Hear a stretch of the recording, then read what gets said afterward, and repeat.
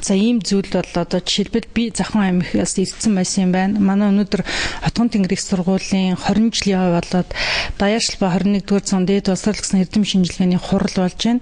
За арай жоохон ташаа мэдээлэл явсан юм шиг байна. Тэгээ нөгөө талаас гэвэл ер нь өнөөдөр дөрөвт цэцгэлийн үргээ гүйцэтгэж байгаа манай хэвлэл мэдээллийнхэн маань бас мэдээллийг их бодтойгоор одоо үнэн зөв мэдээллийг олон нийтэд иргэдэд бол хүргэж явах ёстой.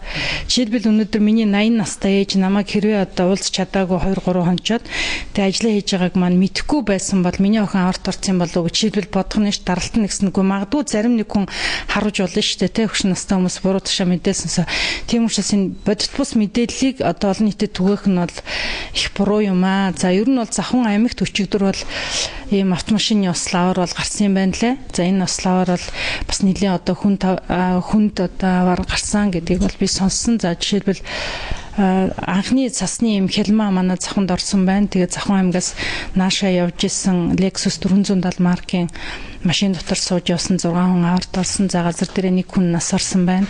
За тэр нь бол үнэхээр манай Завхан аймгийн Асагт сумын намын хороон даргаар ажиллаж байсан юм эмэгтэй маш сайхан ажилласан юм одоо эмэгтэй хүн зуур дарнаас нөхцлөө энд одоо гүн их харамсаж байгаа. За дотор нь сууж явсан бас олон одоо манай Завханы олон сумын одоо иргэдээс бас одоо хүнд гэмтэл авч аварт орсон тийм харамсалтай үйл явдал болсон. Тэр одоо нутаг дээр байгаа хүмүүст одоо яралтай суманд болсон учраас тэр бол бас хэцүү. Аймгийн төвөөсөө нийлэн зайтай 200 км-т за Улаанбаатар хотоос 1000 гаруй км-ийн зайд байгаа тэр хүмүүст тэмдэглэгийн шуурхай үйлчлэгийг хүргэх одоо ийм шаардлага хэрэгцээнүүд бол байсан. За бид энэ асуудлаар нэлээд тодорхой арга хэмжээнүүд авч манай Тосон цэнглийн сум дундын эмнэлгийн дарга Осоржмаа тэргүүтээ эмчнэр очиж их сайн ажилласан. За аймгийн нэгдсэн эмнэлгийн удирдлагууд 6 хүний бүрэлдэхүүнтэй баг одоо очиж маш сайн ажилласан. За ер нь бол ингээ өнөөдрийн байдлаар хүмүүст бол эмнэлгийн анхаарчны тусламж үйлчлэгийг бол үзүүлээд эмнэлэгт бол очсон байгаа.